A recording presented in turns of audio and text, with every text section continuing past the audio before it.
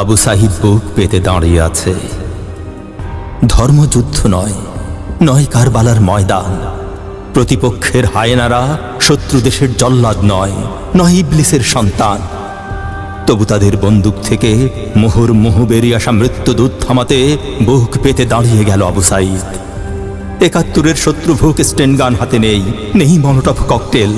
দেখো, খালি হাতে মাতাল পিশাচের সামনে একা বুক পেতে দাঁড়িয়ে আছে আবু সাঈদ। ইটের পর ইট পড়ছে, আবু সাঈদ সরছে না। বন্ধুরা ডাকছে, আবু সাঈদ ফিরছে না। গুলির পর গুলি ছুঁড়ছে নিজ দেশের মাতাল পুলিশ।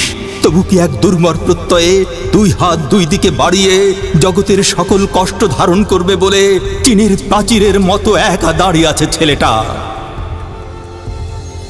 একটি বুলেট সহসা কাঁপিয়ে দিয়ে গেল। টলে উঠল আবু সাঈদ। ও কি সরে যাবে? ইবলিসের সন্তানরা কি জানে সাহসের কদর? তুই সরে যা আবু সাঈদ, তোর বোন কাঁদছে। তুই ফিরে যা আবু সাঈদ, তোর মা ডাকছে। ঘরের ছেলে, ঘরে ফিরে আয় বাপ। আবু সাঈদ ফিরেনি, সরেনি আবু সাঈদ। আবারও জামানার নকিব সাহসে উচ্চকিত করে শির, দুই দিকে দুই হাত প্রসারিত করে নির্লজ্জ পেটোয়া বাহিনীর সামনে সিনা টান করে দাঁড়িয়ে গেল। আবারও গুলি ছুঁড়ল বর্বর হায়েনা।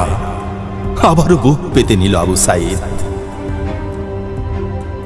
মুখোশের অন্তরালে থাকা যে পিশাচ সারা দেশে ছড়িয়ে দিয়েছে সাইকো কিলারদের, যাদের গোপন আঁতাতে নিরস্ত্র শিক্ষার্থীদের উপর ঝাঁপিয়ে পড়েছে শতাব্দীর বর্বরতম নরখাদকের দল, সহসা তাদের অন্তরাত্মা কেঁপে উঠল।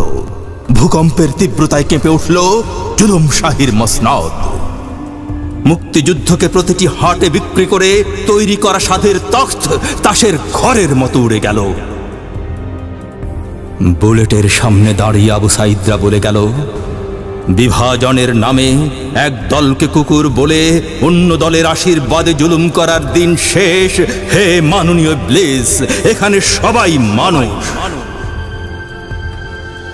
তবু যদি তুমি স্বৈরাচার আজ মুক্তিযোদ্ধা হও, তাহলে রাজাকারী হোক আমার আত্মপরিচয়ের শেষ দলিল।